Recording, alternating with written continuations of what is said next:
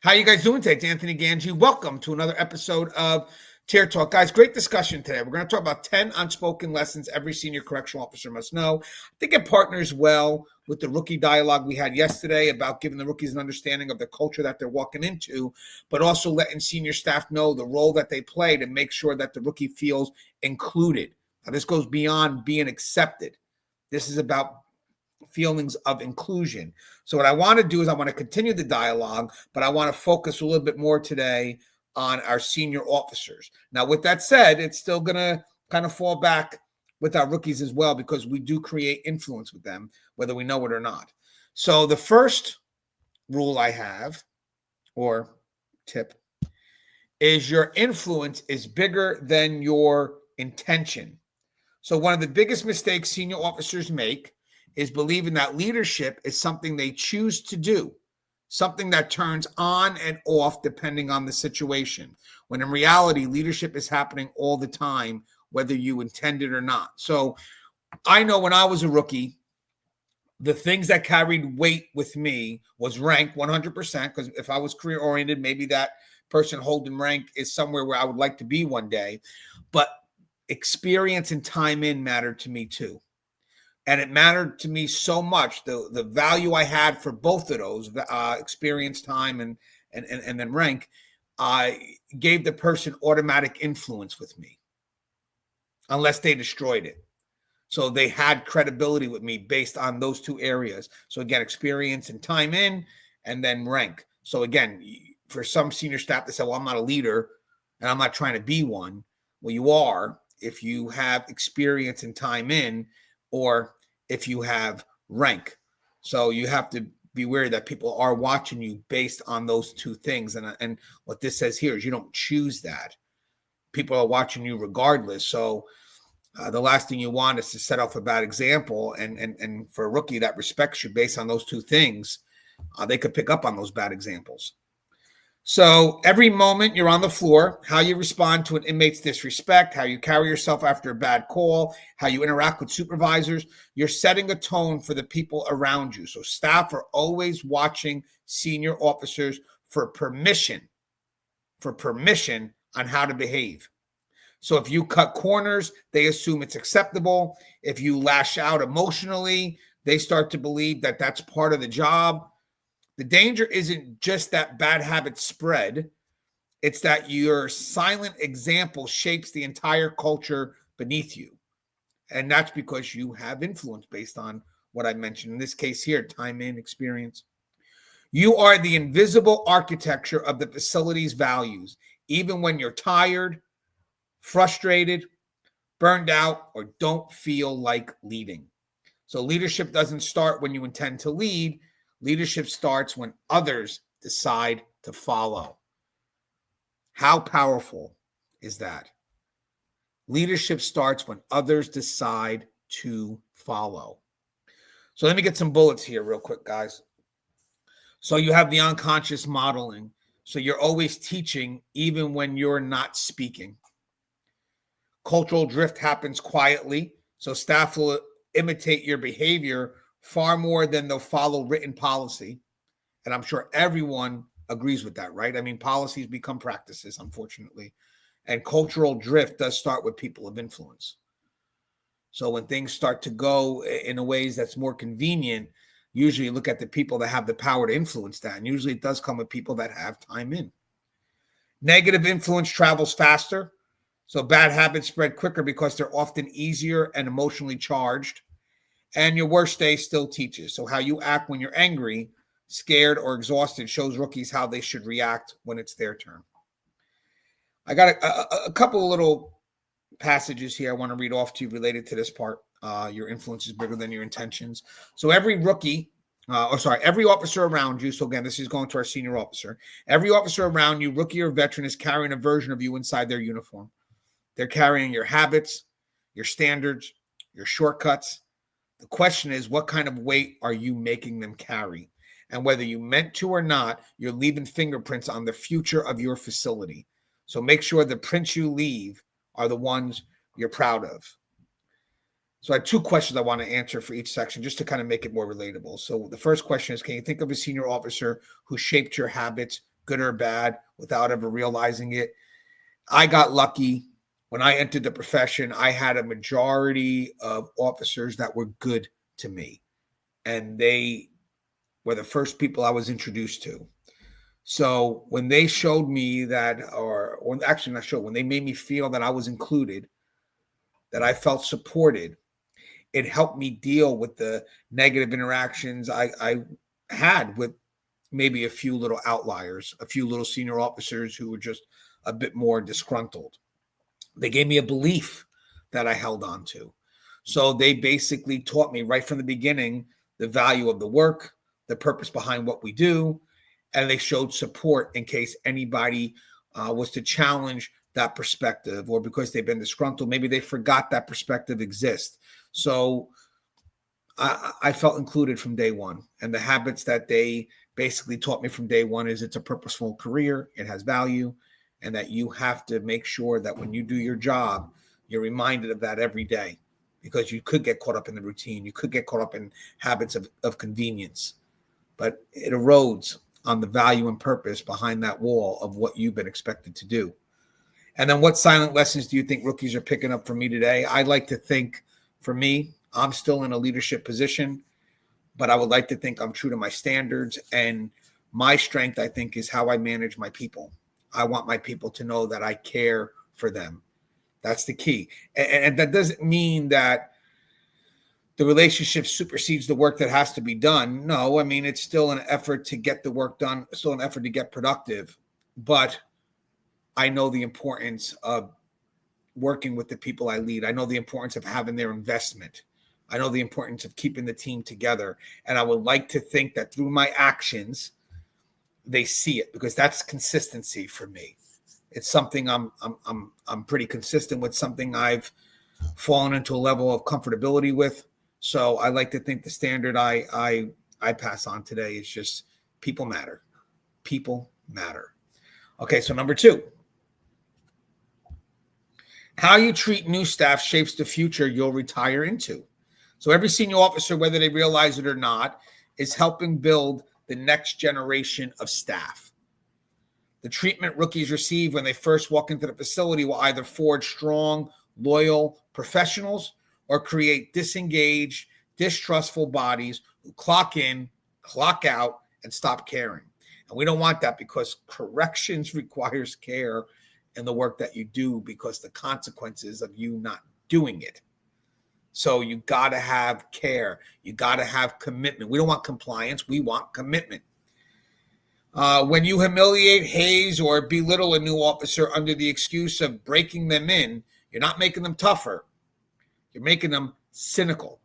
You're teaching them to distrust their treatments. You're teaching them to distrust their teammates, to protect themselves before protecting the mission, and to emotionally detach from the job early.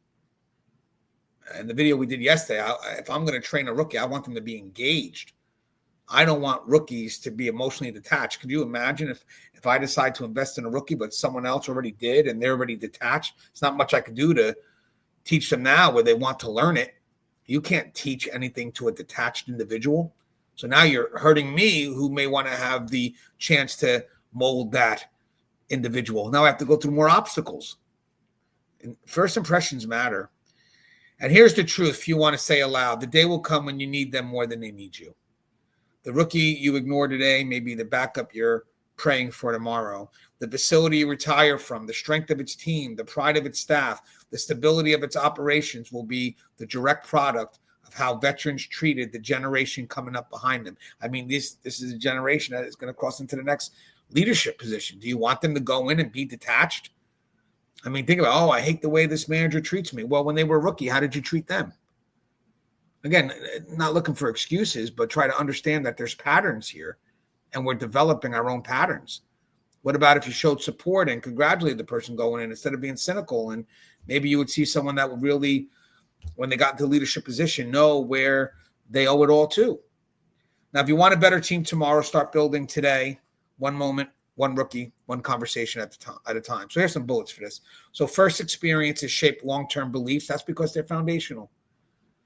How you're introduced to this profession is foundational. We mentioned that yesterday with the rookie dialogue. So rookie's going to decide whether to trust the system largely based on the first few months.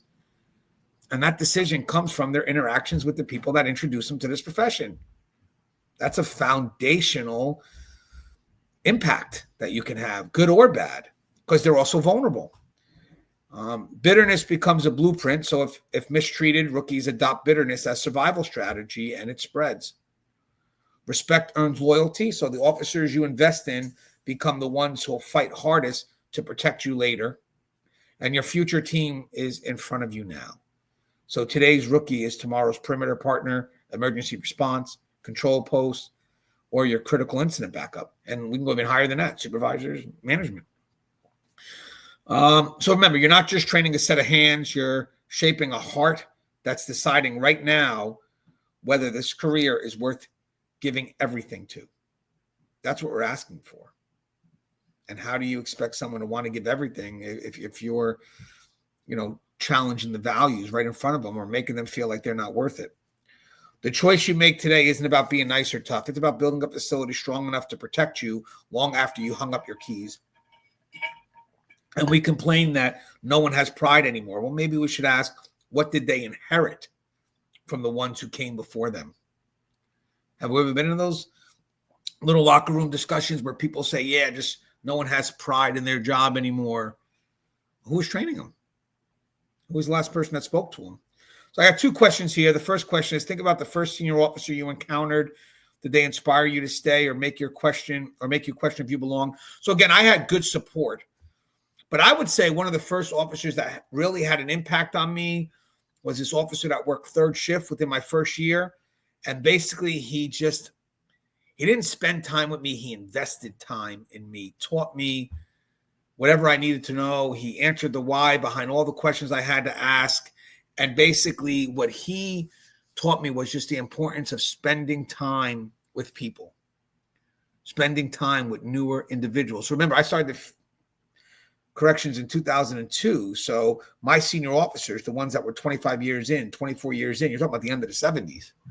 So there's a different set of values and principles back then, but they were able to translate that off to me. So he really enjoyed just sharing stories, experiences, and just had a way to make everything a life lesson as well. So I think for me, he taught me the difference between investing time with somebody and spending time with them. And basically it's investment. There are people that's worth investing, and you kind of find out by the questions that they ask. And what do you think rookies need most from veterans in their first year? So Russ has said it in prior videos before, and we've actually done a lot of discussions on this. We need role models because we're losing them. So we need people that can model behavior on the floor that goes way past what's written in policy and procedure. And we need that to happen in real time, in the moment. And we don't have that right now. And I would also like to add on top of that, we need support. And the rookies need to feel that they're included, that they're coming into a culture that's embracing them. It's not about acceptance, but rather inclusion. And we discussed that in yesterday's topic. But I again, the big thing is support for me and role modeling. I think if we're able to show support to the newer individuals, then they will take the reins and they'll take initiatives. They'll want to learn, they'll ask questions. But if we don't show them support, they're going to get nervous, maybe even become a little bit insecure because they don't know if anybody has their back.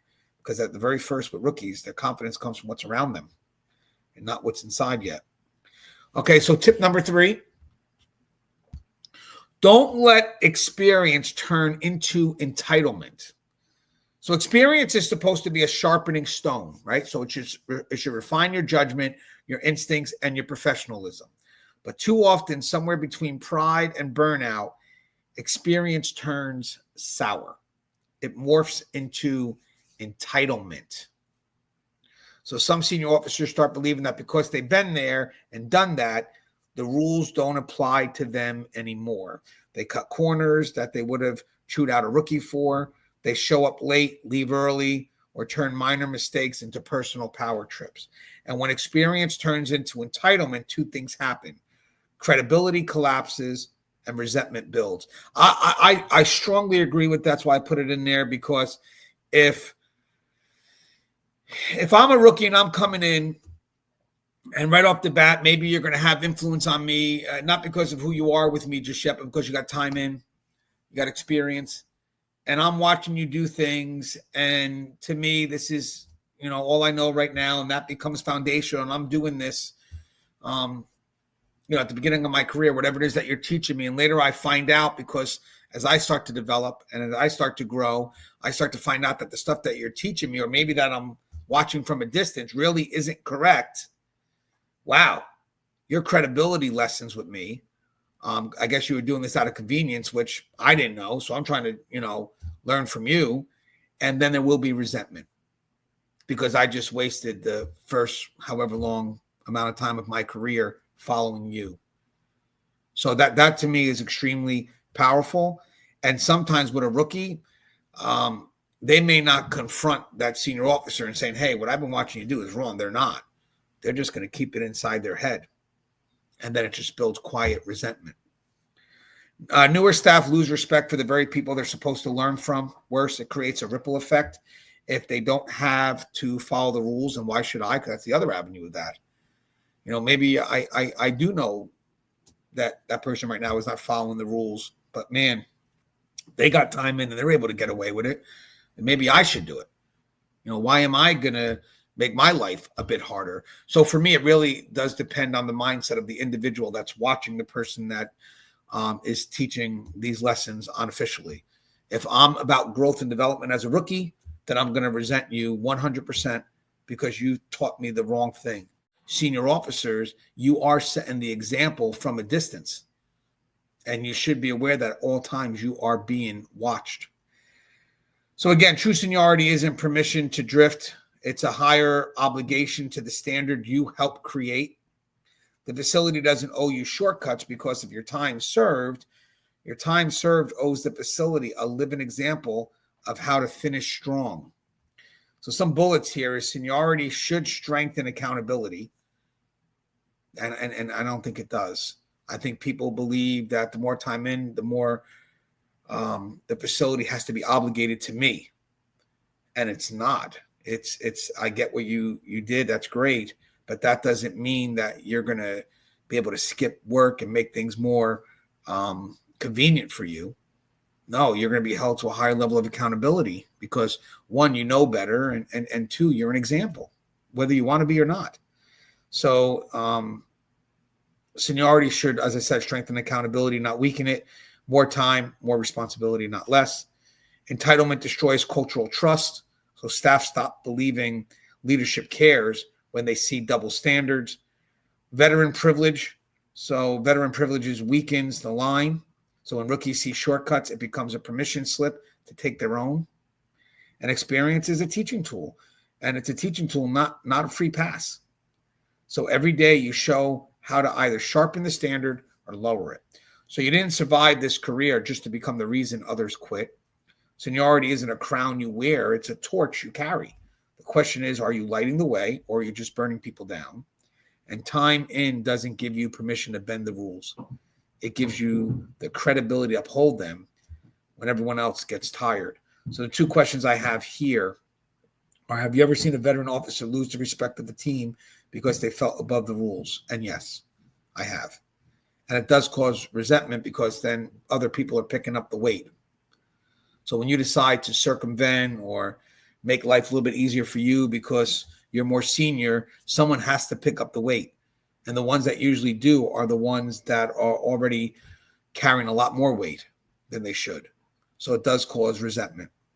And what does it mean to truly honor your years of service? And how can we hold each other accountable without resentment? I think for me, when it comes to truly honoring your years of service, is sharing your experience. Finding a rookie and working with them and teaching them through the experiences of what you've been through, what you've lived through, and hopefully help cultivate them into their next level. And to me, I think that builds such a strong relationship between you and the next generation coming in. So, again, as people move up, whatever it is, they feel support the whole way through. And I've seen people, we have Russ on the show, we have Joe on the show. And when we talk about our successes, we always say where someone else was involved in that. Maybe some advice they gave us earlier, or the push that we needed because they saw something in us that we didn't see in ourselves. So it does just the opposite of resentment. It brings us together, makes us feel supported. And then we take that with us. And that really is a beautiful thing. You know, when people say, hey, remember your roots, what they're trying to say is remember the people that help support you, that helped you get there. And it's not an effort to feel obligated. It's not. It's an effort to be mindful that in the end of the day, we're in this for each other, no matter how far up we go. It's a beautiful picture. So number 4, know when to speak and when silence is stronger. So one of the biggest marks of a seasoned professional is knowing when to step forward and when to step back. Not every situation demands your voice, your opinion, or your immediate correction. Sometimes silence is a stronger leadership move than speaking.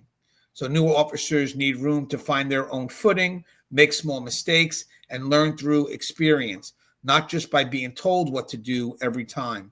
When senior officers dominate every conversation or correct every small thing, they don't teach leadership, they teach dependence. In tense situations, overspeaking can also escalate things unnecessarily. Sometimes your calm, deliberate pause builds more authority than any command you could bark out. Leadership isn't about being loud, it's about being listened to when it matters most. And silence, when used wisely, can make your words carry more weight, meaning, and respect when you do choose to speak.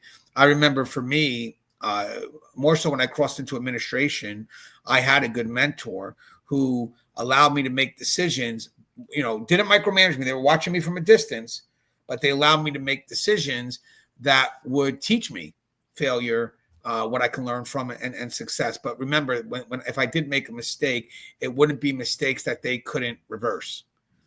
So they basically told me, you're going to make bad decisions and you're going to make great decisions. And both of them you can learn a lot from. But with that said, I'm not going to be here to protect you from every bad decision, because some of the best learning is going to come from a bad decision. But my job is, you know, if you do tend to make a bad decision, I'm going to get involved before it becomes irreversible. And there's a beautiful balance there. There's a beautiful balance in there, because you got to feel the weight of your decision, and you can't do that if you have someone making the decisions for you or trying to protect you, especially when you're crossing into a job like corrections, because every decision has a consequence, and part of you understanding that level of authority is understanding the consequences for the decisions you make. So some of the bullets here is silence creates space for others to grow. So let rookies find their voice without overshadowing them. Silence is a power move in crisis. So in heated moments, calm restraint commands more respect than shouting matches. And again, you see that when someone walks in, they set a tone, and their job is not to match how loud the room is, but to stabilize the room. Selective speaking builds authority. So the fewer words you waste, the more power your words have when you use them. I know I tend to talk a lot, but that's actually really good advice. You know, you got to make sure that there's value behind what you say. Every word that comes out has to have a meaning that can resonate. So usually people try to overtalk themselves, like I'm doing right now. Let's just get that thought move forward. And dominating every conversation breeds resentment. So leadership isn't about proving you're right. It's about proving you're wise. So sometimes the strongest things you say is nothing at all. Silence isn't weakness. It's strategic patience. Leadership isn't above having something to say all the time. Leadership isn't about having something to say all the time. It's about having something that's worth hearing when it matters most. So value, meaning, timing adds to that. And if you speak every time you're uncomfortable, people learn to tune you out. But if you choose your moments, your silence will make them lean in, and your voice will carry the weight of wisdom. So I got 2 questions here.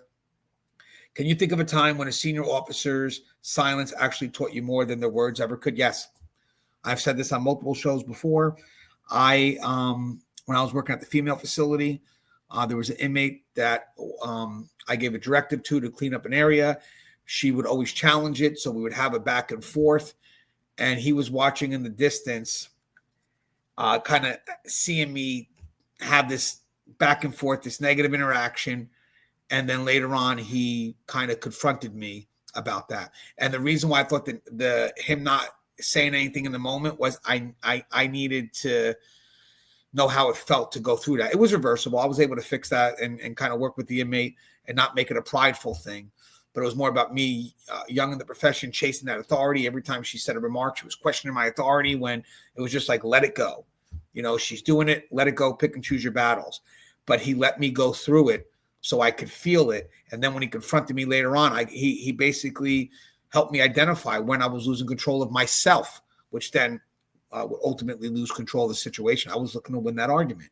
So his silence mattered because it allowed me to go through something. And then when I was able to talk to him, I was able to relate to the advice he was giving me because I just went through it as opposed to being protected from it. And in moments of crisis, what kind of leadership style earns the most trust? Is it loud, control, or calm restraint? It's calm restraint, and not detached.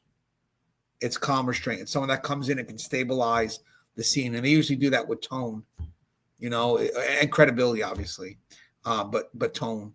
They don't come in and they don't escalate. They don't get swept in on the chaos. They stabilize things and they slow things down. And they slow things down with good strategic decision making, even if it's not perfect. I've seen supervisors saying, I'm going to come in, I'm going to help you here. But while we try to figure this out, Ganj, let's slow things down first, because you're trying to solve it with one decision. No, our first couple of decisions is going to be to try to figure this out, but do it in a way that slows things down. That's the cool thing. He goes, because you're going to spend all day trying to figure it out in the midst of chaos, or we could just slow things down and then try to get time back on our side. And that to me was a great piece of advice, because if you're trying to resolve it in the moment, time, urgency, it puts pressure on your decision. But if you could try to slow things down, move things at a pace where you could eventually control, then your decisions could have more of a long-term impact and be less reactionary. And that's definitely experience there. So be the standard, not the story. So there's a quiet, critical choice every senior officer faces.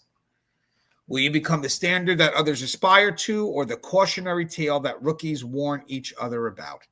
Facilities are filled with legends, but not all of them are flattering. Some officers become known for the wrong reasons. So laziness, drama, double standards, unchecked temper, reckless decisions. These stories travel fast and they live longer than the officer's actual career. Being the standard isn't about being flashy or famous. It's about consistency. It's about showing up ready every day, doing your job right, even when no one's watching, and handling stress without creating more of it.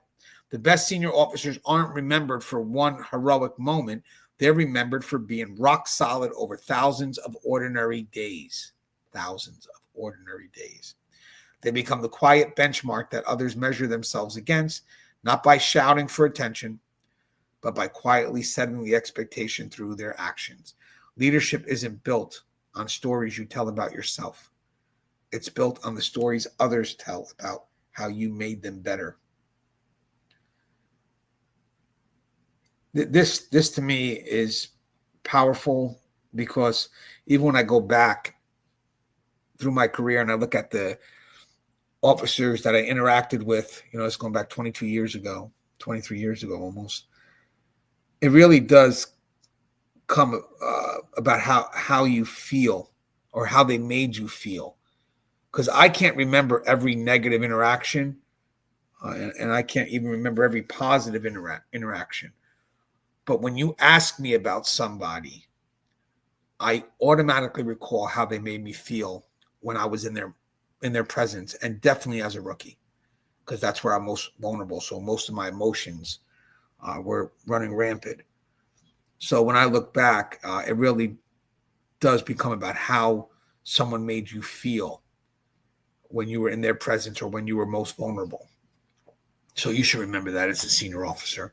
If you can be self-aware like that, can you maybe ask yourself in the moment when you're dealing with someone new or whatever, you're trying to get a lesson across, how do you think you're making them feel in the moment? Because that matters the most. So some bullets here. Consistency builds the true reputation. So one good or bad day doesn't define you. Your daily habits do. And guys, just to kind of reiterate on that, you know, through moments, through interactions, you build equity with people. So it doesn't mean that you have to be perfect all the time, but you have to have good equity with them, so they know what your standards are, who you are, because it's you don't want to come off as fake. So if me and you have a developed relationship, I have one bad moment, people can know that that's not who I really am. I just had a bad moment. The situation got the best of me. But if you are just not the best person, and then you try to have good moments, it doesn't matter, because you've already defined who you are in their eyes. And right now, the inconsistency would be, well, what are you trying to get right now? Because you're usually not this nice. So your motives get questioned. Your behavior becomes the reference point. So rookies model themselves after what they see you tolerate or enforce. Legends fade. Standards endure. Flashy moments are forgotten faster than the lasting impact of professionalism. And that's the feeling. Attention is loud. Respect is quiet. If you have to constantly remind people of your seniority, you've already lost half of it. And it's funny because people that do that, I've even seen leaders have to remind people, I'm the supervisor, but guys, you're leading wrong. So anyone can be a story. It takes real discipline to become a standard. Every day you walk that tier, you're either teaching staff how to do it right or showing them what shortcuts look like, which one will carry your name when you're gone. Which one will carry your name when you're gone? The standard or the shortcut? The standard or the shortcut? Which one do you want your name to be on? That's powerful. And your greatest achievement won't be what you did once. It will be what you did over and over, without applause, without shortcuts, and without losing yourself. So 2 questions I got here is, think about the officers you respected most early in your career. What made them the standard in your eyes? Their consistency and staying true to what was they valued, what the principles were. Now, remember, guys, when I started my career, I had officers that probably had began their career in the late 70s, early 80s. So it was a different breed back then. But, man, they stuck true to their values. They didn't just vent. They didn't just moan and groan. They fought for what they believed was correct, and I respected that. And I don't want to say that they fought in a way where they were stubborn or resistant to change, but they stayed true to where change could evolve from that would work better with the needs of where we're headed. So basically, they stayed true to the core values and principles that mattered, that you didn't want to shift from. They didn't let urgency replace what was important. And what's more powerful in a facility? One heroic moment or years of quiet consistency. Ain't that the funny thing? Because, okay, one heroic moment gets you the recognition. That's fine. But then you got the consistency that deserves the appreciation. So for me, I'm good with the quiet consistency. I am, because that's the things that go unnoticed, that deserve the most respect, because that's what keeps everything moving forward. And to be honest with you, not everybody's going to get that heroic moment. So you can't wait to get a heroic moment, because that's probably not within your control. But the years of quiet consistency it means it's an intentional career in which you are invested and engaged. So 100%. I'll recognize an heroic moment, and it's fair, but I will truly appreciate a quiet consistency, because that's where trust is built. Tip 6. Understand that correctional culture evolves, and you should too. Kind of where we're at in corrections now, also related to the video I did yesterday. One of the hardest realities for veteran officers to accept is the culture of corrections doesn't stay frozen in time. The way you were trained, the way things were handled, the expectations, even the tone between staff and inmates, it all shifts over the years. And here's the tough truth. Not all change is bad. Not all traditions is good. Facilities evolve because society evolves. New generations bring new mindsets about communication, safety, mental health, use of force, accountability, and leadership. If you refuse to adjust while clinging to how it used to be, you risk not only becoming ineffective, you risk becoming a cultural liability. Adapting doesn't mean abandoning the core values of professionalism, safety, or respect. It means delivering those values through updated methods that fit the present reality. As I said, we're evolving from strong standards, strong core values. That's what we hold on to. But that doesn't mean we're resistant to change. It means it becomes part of our evolution. So again, I like to use evolution as opposed to change. Veterans who adapt become anchors, strong, steady, respected. They bring those core values forward. And veterans who refuse to grow become obstacles, outdated, bitter, and isolated. So therefore, whatever value they could bring doesn't get included because we're not getting past that first obstacle, which is your acceptance of the fact that we have to move forward with something. Your experience should guide the evolution, not resist it blindly. And the best traditions survive because they're strong enough to evolve, and not because someone chained them, or not because someone chained themselves to the past. So therefore, you're not moving forward. And we want our senior officers involved in these changes. They got to be involved in the how behind the what. So some bullets here. So corrections is a living system. So new tools, new priorities, and new challenges emerge and demand flexible leadership. Traditions without purpose is just habit. Defend the values that matter, not just the methods you're comfortable with. Now you got to let that resonate. Tradition without purpose is just habit. Defend the values that matter and not just the methods you're comfortable with. And I think that carries a lot of weight, because sometimes we do see practices that really are not rooted in anything that's has value, but just more convenient. And then when you question the person long enough, you start to realize, hey guys, what are you doing? You just admitted that this is about taking a shortcut.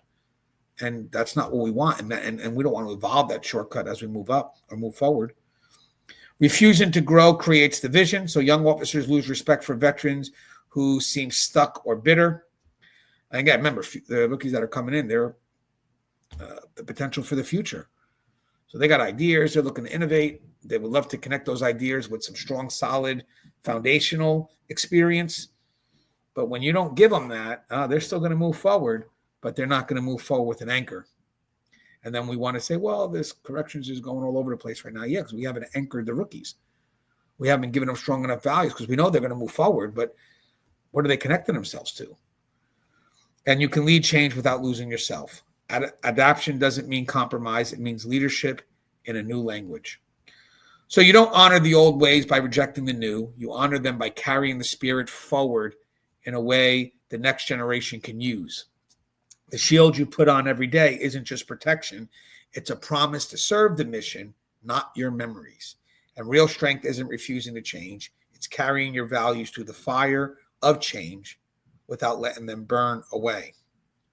So 2 questions I got here. First question is, what's one tradition you think was worth keeping and one you're glad the profession outgrew? So this is going to be tough, because it's stuff I realized as I started to move up in the administrative level, where I got to understand how you succeed at the vision that best serves the house, which goes way beyond individualized departments, but how we work together. And I do feel that there should be a more balanced approach between accountability. I'm not going to say punitive, because that's a word that most people are afraid of. So let's say accountability. So that's more of the custody side, and rehabilitation.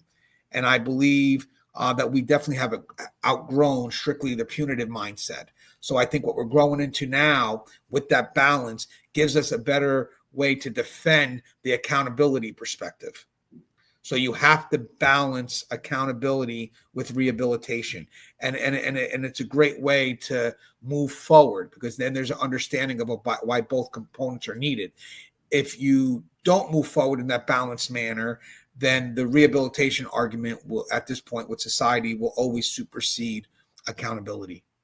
So you have to find a way that you can balance both, so we can remind people of the importance of accountability. And you're not selling it as punitive, you're selling it as a level of accountability. And that's what you're moving up together.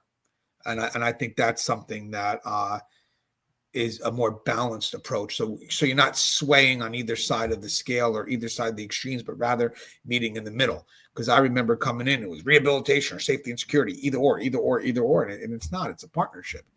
It's a partnership that plays out, every day, whatever the priority is. At one point, it's rehabilitation. At one point, we got to hold people accountable. But in the end, you can't forget that we're both in the backdrop of each side.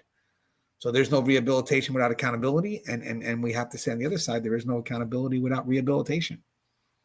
That's the one side that we grew into, is adding rehabilitation to the back end of accountability. We used to, even I was guilty of it. We used to say the one side of the argument. Can't rehabilitate without safety and security. Remember, I'm equating safety and security to accountability. But now you got to add the other side. No, you can't hold people accountable unless there's an effort to rehabilitate. or the hope to rehabilitate. How can senior staff adapt without feeling like they're losing the best part of their identity? Understand it. Grow into the role. Don't be resistant. See how you can play a part in how this is done as a team. That's key, because the world's going to move with or without you. So got to be a part of it. So you need their investment. So you need them at the table. You need them to discuss how do we do this together, but they also have to understand that we're moving forward. So I'm asking you for help in how we move forward, and not for you to come up with excuses. I need to build trust with you. And then when things can't be done, okay, it's not an excuse, it's a justification because I trust you. It becomes an excuse when I don't trust you. All right, number 7. Teach survival skills, but also teach purpose. So when rookies hit the facility floor, the first thing we teach them rightfully is how to survive. Watch your back, watch your partner's back, keep your head on a swivel, make it home.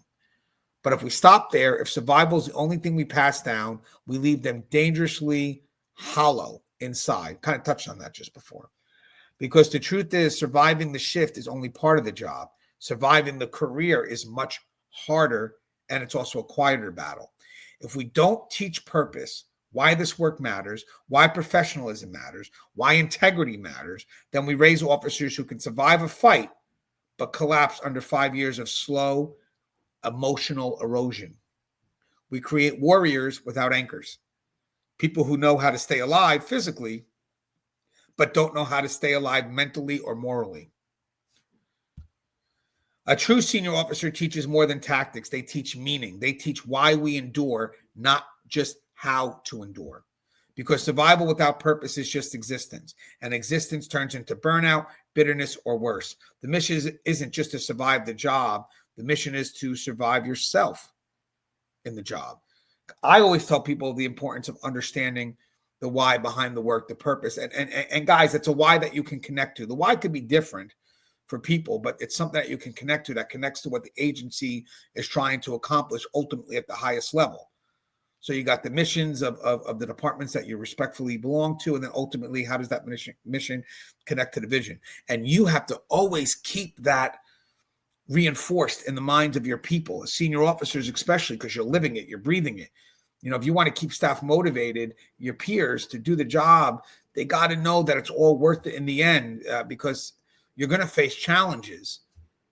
So what your job is to try to help them not feel burned out, but rather find passion, because passion and burnout requires energy. But passion is the one thing that keeps people moving forward, and it's connecting to them and their reasons to why they want to do what they do. And you as a senior officer, you're right next to them. So you should understand ways to keep them motivated, because you should be communicating with them every day. So I love that. Teach purpose. And again, teach purpose gives you a chance to share your experience. Your experience is the why, how it all connects. So again, teach how to survive the shift and the years. So again, you're doing both. I'll teach you how to survive the shift, but let me also teach you how to survive the years of being in this profession. That's why you don't want to have them connected to disgruntled individuals, because even if they're teaching them how to get through the shift, they're not teaching them how to emotionally survive the profession long-term. Physical survival is immediate. Emotional survival is more long-term. Purpose anchors professionalism. Officers who know why they're here endure longer and lead better. Survival without meaning leads to numbness. Without purpose, staff disengage, cut corners, or collapse emotionally. And share the why alongside the how. Survival skills without moral direction are incomplete. So again, you're not just training them to survive a fight. You're training them to survive the voice in their head that one day will ask, was it worth it? That to me is powerful, because that voice that goes in the rookie's head at that point will directly relate to the people that are alongside them and what they're teaching them. So again, you're not just training them to survive a fight. You're training them to survive the voice in their head that will one day say or ask, was it worth it? A shield without purpose is just another heavy thing to carry. Teach them to carry it with pride and not just fear. And you could teach someone how to make it through a 16-hour shift, but if you don't teach them why they started in the first place, you'll lose them long before their body gives out. So 2 questions here. First question is, when you started in this profession, what gave you purpose beyond just surviving the day? My interactions with individuals. As an officer, I was interacting with the female inmates a lot. I was communicating with them, trying to understand their life, the choices that they made. And basically, I try to give them expectations that they could meet that actually made my day a bit easier. But I found my purpose in kind of redirecting them and trying my best to instill some level of expectation that they could relate to, where they saw that the benefit was for them. It wasn't for the facility. It wasn't for me. It wasn't for the housing unit, but somewhere along the line, you would benefit from this expectation. And it was great to see them try to meet it. There was always struggles along the way because sometimes the environment doesn't allow for those positive expectations. So for the people that try to commit to that, it could be a bit challenging because they're breaking away from the norm of what they feel is allowed within their little social environment. But I found it to be great when people would try, and I would give them advice, and you would see them doing it, struggle, come back, get more advice, kind of whatever advice would adapt to the situation that they're dealing with. I just see them go back and try it out. And I found purpose in that. I did. And believe it or not, as I moved up from sergeant, management now, it's still managing people. So, I mean, maybe different types of problems, but I feel that same purpose when I manage the people I oversee right now. It's purpose of value. How can I help others?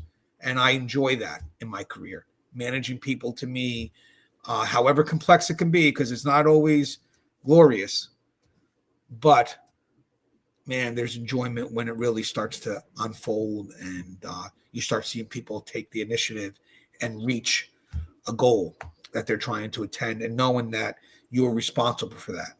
I think that's pretty cool. Not that I need them to yell it out or recognize it, because the recognition comes from their success, but knowing somewhere along the line that I may have given them a piece of advice that, set them where they needed to be. And how can we better teach new staff that surviving physically is only half the battle?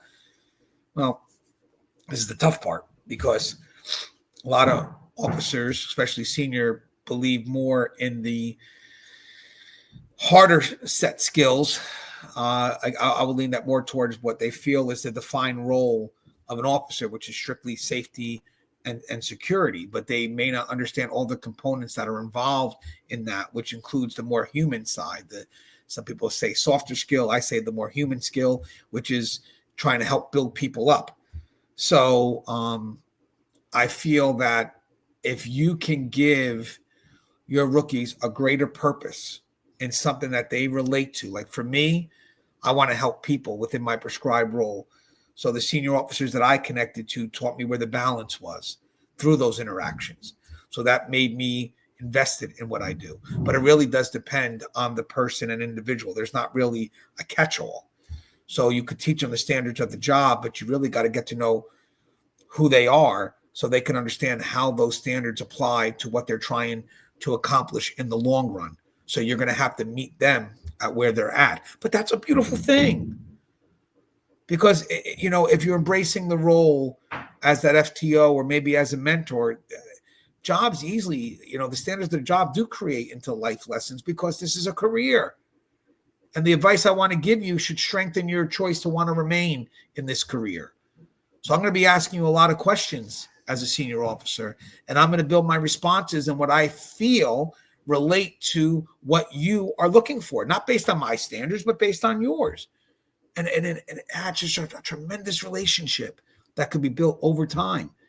And then when you're slowly out of this profession and years later, your absence is still felt. Your presence is still felt, because you've provided a legacy to that individual who now leans on those standards. I mean, maybe they're not yelling, that you gave it to them, or maybe they are. But the point is, you had an impact on that. And somewhere along the line, this person accepted that and became who they are based on the values that you gave to them.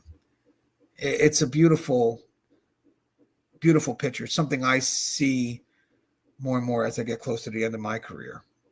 Okay, so let's go to number 8. Okay, so we got hold the line, but not at the expense of humanity. Hey, guys, by the way, book got delivered just now. A Daily Guide to Success for New Correctional Officers. and it's published by Blue 360 Media. So if you guys get a chance, you want to check it out, it's available on their website. All right, so now let's get back to the topic. So again, hold the line, but not at the expense of humanity. Correctional officers are taught from day one, hold the line. Protect the security of the facility, maintain discipline, don't back down. And these lessons are right, but only when they're balanced with humanity. Because if you lose your humanity in the process of holding the line, you're not protecting the mission, you're twisting it. Guys, I always tell people, and I saw a video recently, Michael Cantrell has a good podcast, if you ever watch it, for corrections, and he mentioned teaching soft and I guess professional skills, whatever it is. I try not to use the word soft. I try to say human skills. I don't want human skills to equate to soft skills, because just on that term alone, correctional officers won't accept it, because that's not what they're about. They don't like that word soft, but they are human skills. So again, I think what we should start telling people is there's the professional side and then there's the human side, and you have to balance it out. And it's not on extremes. It's not hard and soft. I don't want that taught out there like that, because then correctional officers will stay on what's defined as the hard side, because in their mind, that is where they need to be. That is where they're most comfortable with. So instead, it's professional and human and balancing them both. And most people will agree with that, because everything we do in corrections, of course, has the balance of what you do as a human, correct, and then also what you do as a professional, which is the safety and security side. So it is a balance. So being firm doesn't require being cruel, because again, if you're on that one absolute, that's ultimately what the interpretation winds up being. You're not assertive, you're aggressive. And if you're on the other side, you're soft, you're not professionally empathetic, you're sympathetic. So being firm doesn't require being cruel. Enforcing rules doesn't require stripping people of dignity. In fact, the officers who are able to enforce the rules without losing basic human decency are often the ones who earn the deepest, lasting respects from both staff and inmates. And guys, they don't burn out as much either, because they're not constantly making choices that they feel sacrifice who they are. And I'll be honest, I've been in this profession for 22 and a half years. I'm in management now. I've never made a choice that went against me as a human being. Never. So for people that start to try to still want to equate the human element to being soft, it's controlled, yes, but you're not sacrificing, one for the other. They both work in tandem.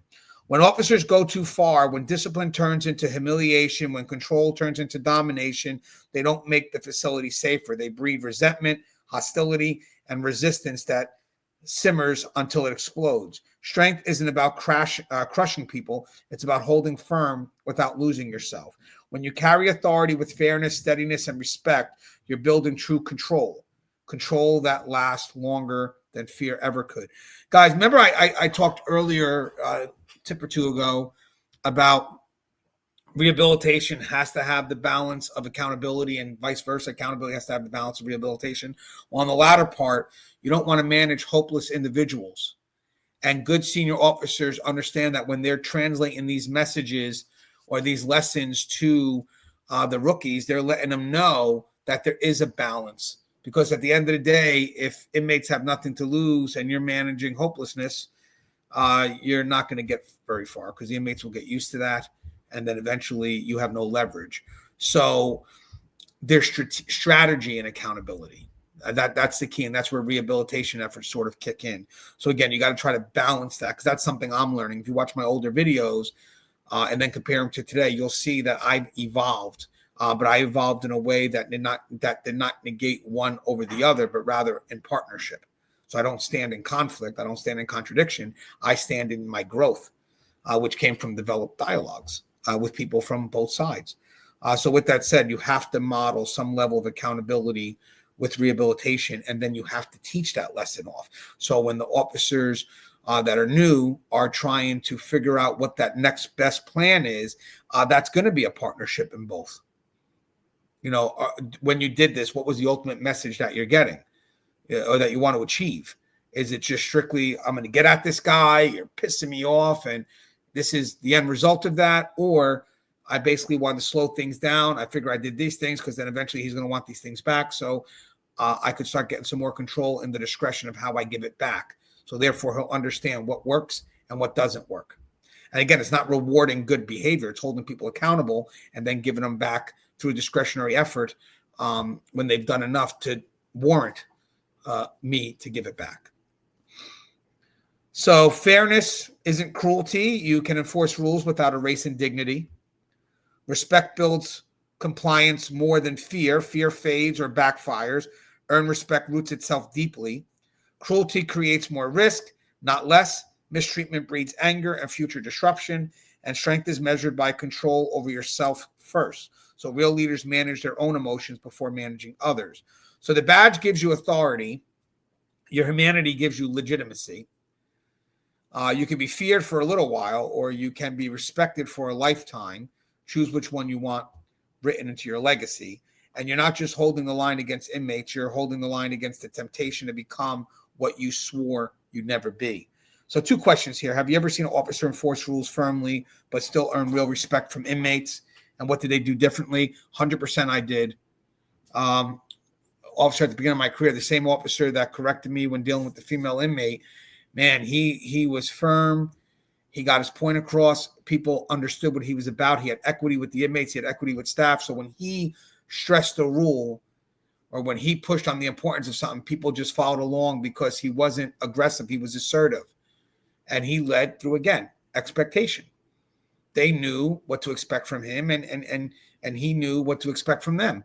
And it was just, it turned out to be, it was a partnership to some extent. And that doesn't mean I'm elevating the inmate to the point where the officer and inmates are seen as partners, but there is a partnership effort here.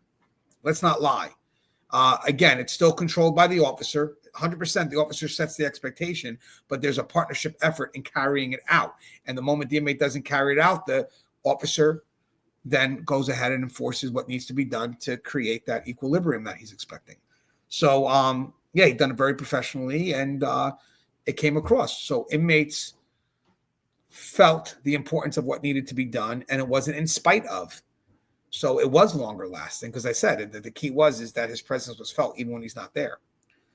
And where's the line between being firm and being cruel, and how can senior staff help new officers find their balance? So we kind of mentioned this, but again, you got to understand where they run into each other and how to make them work together, not in conflict. So even as we've had these discussions back in the day between rehabilitation and I'm going to say accountability. So I'm going to kind of no longer use the word punitive. Let's talk about accountability. I think that's a shift we're making right now.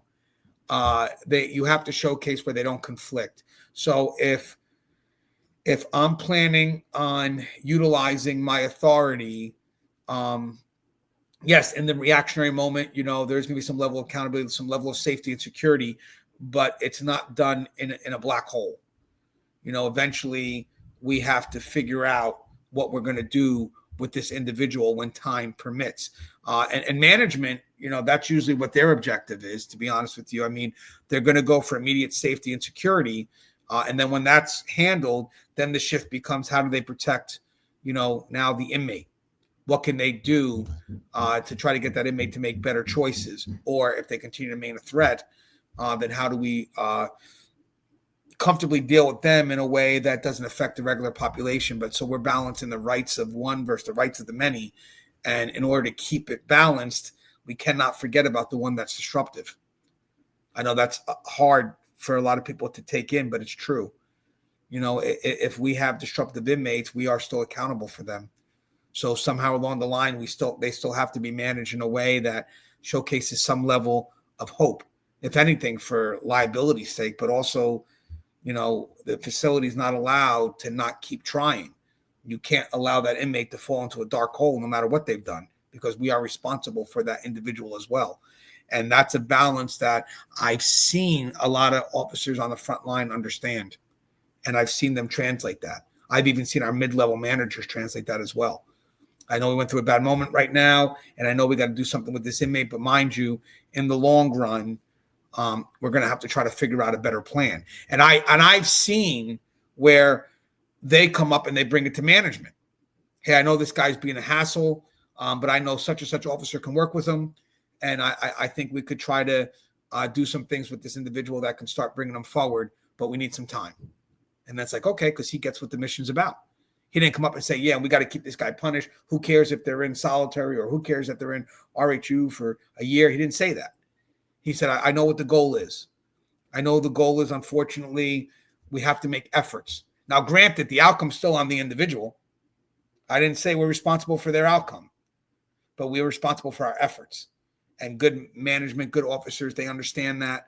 And what they'll do is they'll come up with plans. They'll help you try to assist. And then at least, regardless of the outcome, we have documented efforts. And at one point, then we could say, hey, you know what, guys, this is really not fully under our control. As you can see, we've done all these things, but this inmate's just not receptive to it. And it's great to see that partnership, man.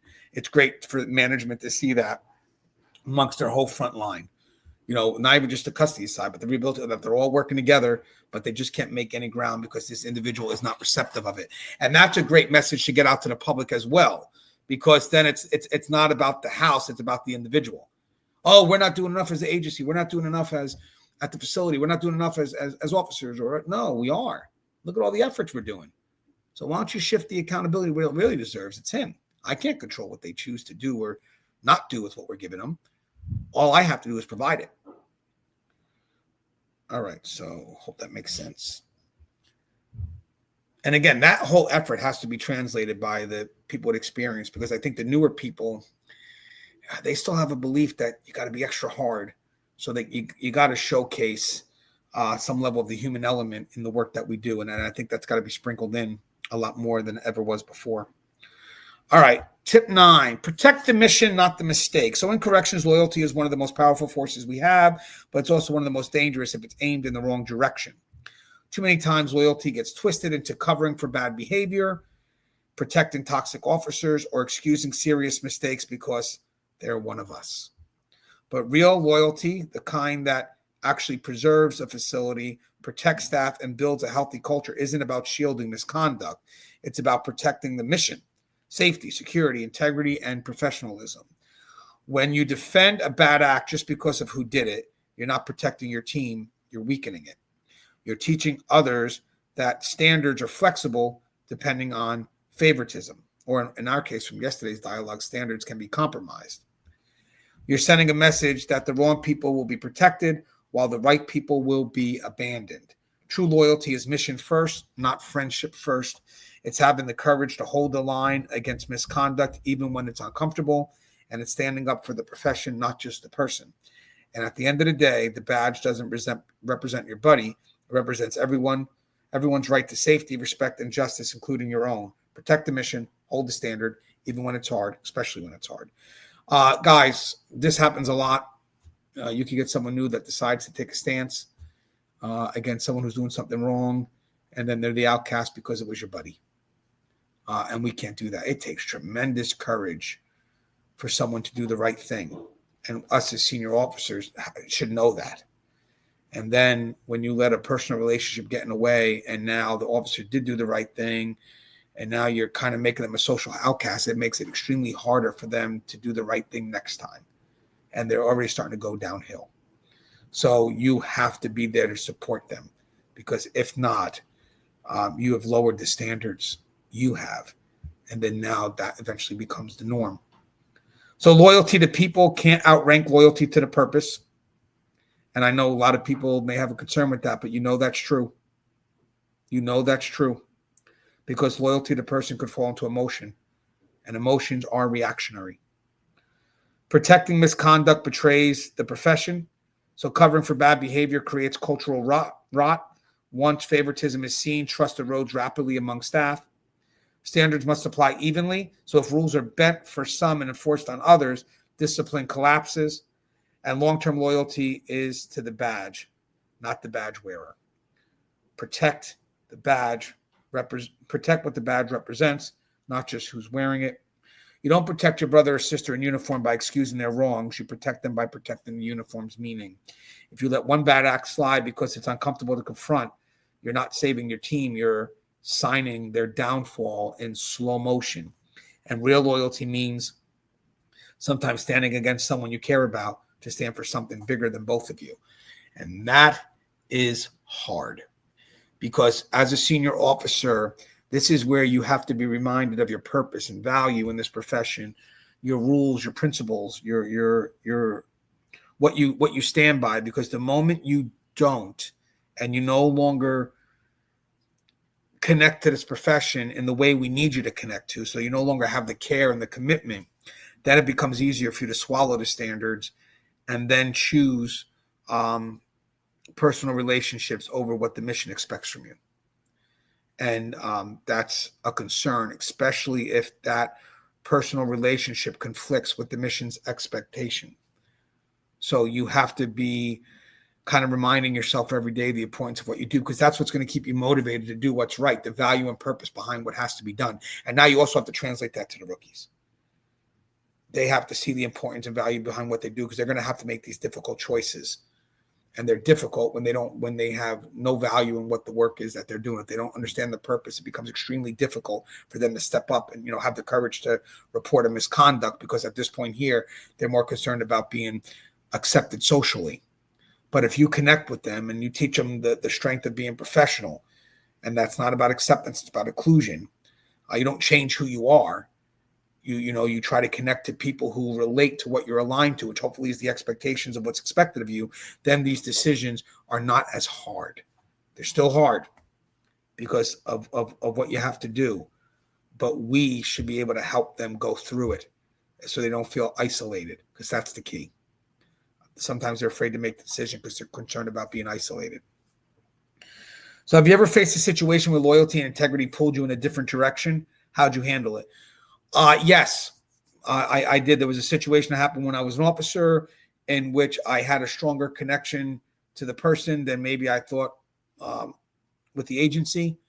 But I still managed to do the right thing. But man, was it conflicting. It was conflicting, but I still did the right thing. But it was sad because my motivation to do the right thing wasn't really related to me doing it for the agency, but rather covering my own ass. So I felt that the person's actions put me in survival mode. And that's how I justified reporting the individual. But technically, the justification shouldn't have been about covering my own ass. The justification should be about, this is your expected role. Because my big thing is, if no one would find out, and I'm only doing it to cover my own ass, would I report it? Because my concern was about people finding out. So again, I reported it based on that. But technically, it's what you've internalized should cause you to report it. So again, if I believe in what's expected of me and I connect with that, value, purpose, all that, then I'm going to report it, because it doesn't align with who I am. And it's not solely based on the conditions of me covering my own ass. And that's what has to get translated to people nowadays. And as a senior officer, push that message, because sometimes you'll push the message like, yeah, you got to report that. Cover yourself, cover yourself, cover yourself. And okay, I get it. And it is a valuable lesson. I'm not saying that, but it doesn't give you purpose or alignment. It just puts the person in survival mode. So I would more question, do you believe in what that person did or not? No. Why don't you believe in that? Because it goes against this, which is what I connect to. Then that's why you report it. Because that's the expectation you're meant to live by through this agency, and that person violated that. And now you're in a position where you can do something good about it. And that's what's got to push you forward. Because in the end of the day, here's another thing too. If I'm doing it solely based on cover your own ass, in my mind, eventually becomes a selfish choice. And other people see it as selfish. The person that told me to do it to cover my own ass will say, man, I can't believe you did that. You threw your person under the bus. Well, you told me to cover my own ass. You're the one that made me do it. Well, no, you do it for the right reasons. And when they go to question you about it, you stand by what you already believe in. And then the people that connect you because of that will also show you support. How can senior officers help rookies understand that true loyalty isn't covering mistakes? It's protecting the mission. They got to translate its value. It's that simple. We don't have to really dive deep into that, but it's true. They got to understand where they align in the bigger picture and how what they do matters. And if they can connect with that, then protecting the mission is just aligned with who they are. They identify with the work that's being done. Makes it easier. Because even when you say protect the mission, it's like it's for somebody else. And that's harder for me to motivate someone to do that. So I would try to connect them to the mission. So when I say you have to protect it, the standards are related to who you are and how you identify. So you're protecting, in some level, your identity to this profession. And that's a stronger way to connect that, especially for a choice like that. All right, tip 10, remember, your legacy isn't written in awards. It's written in who you built up behind you. So when a career in corrections winds down, the plaques on your wall, the certifications in your file, and the awards you might have won won't be what people remember most. Those things are nice, but they fade into history faster than most realize. What stays alive long after you leave are the people you built. The officer you mentored, the leaders you helped shape, the rookies you steadied when they wanted to quit, the coworkers who modeled your professionalism because they once watched you handle yourself when it counted. That's your real legacy. Not the paperwork you left behind, but the people. And if you invest in them right, they'll carry forward the values, the pride, and the strength you worked so hard to uphold long after you hang up your keys. The sad reality is that some officers chase recognition their entire career, but leave nothing that lasts. Others may never win a single award, but their legacy walks the tears every day in the professionalism of those they lifted up. You're not just measured by what you built for yourself. You're measured by what you built into others. Guys, as you get closer to retirement, you want to pass that legacy, the books, the pod, the training. It's important because you're going to have this experience or these experiences, and I don't want them to die with me. I remember recently some lady was joking. I was at a Jersey sub, and hey, when you retire, you can work here. And for a second, I entertained it, but I'm like, what am I going to do with all this knowledge at a Jersey subs? Because the longer you're out of the profession, this could all fade. You know, what you know off the top of your hand becomes something that you have to be reminded of. And when you get closer to retiring, you got to push these lessons off so they don't die with you. They don't get lost in your memory. And to me, that's extremely important now. It's pretty much the only thing I'm seeking right now. That's why you see a bit aggressive with what I'm putting out. Because I don't know once I retire if all this is going to still matter to me. If I can't apply it. So I got to find an outlet. So if I'm going to continue to learn and continue to be actively involved, I'm going to have to teach it. But I'm also going to have to see ways that I can apply it. Because if I can't apply it, I can't trust in what I'm giving.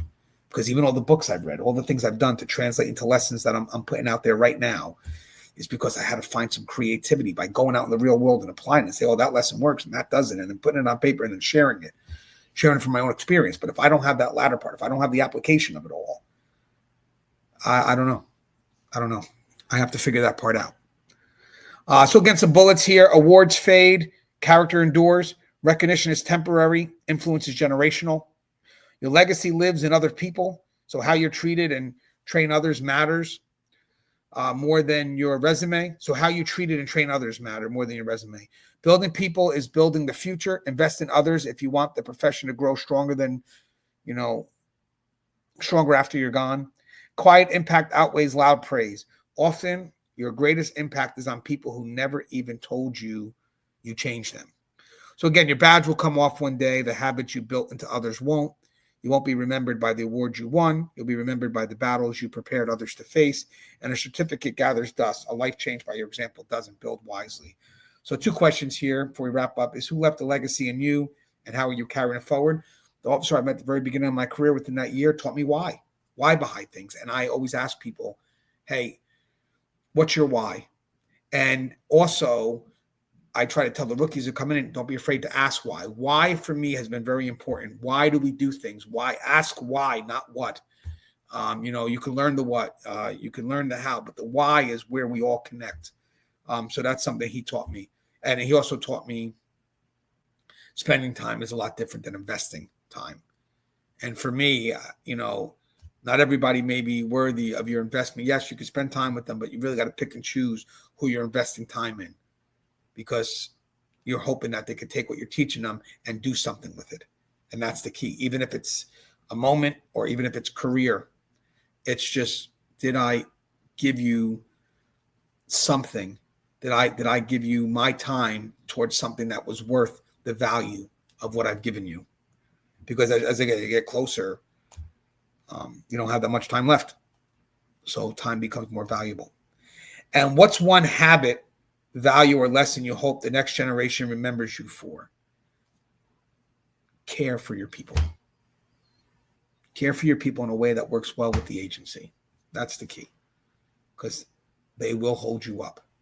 Trust and believe my success is really related to the people that helped me get there, and never forget that.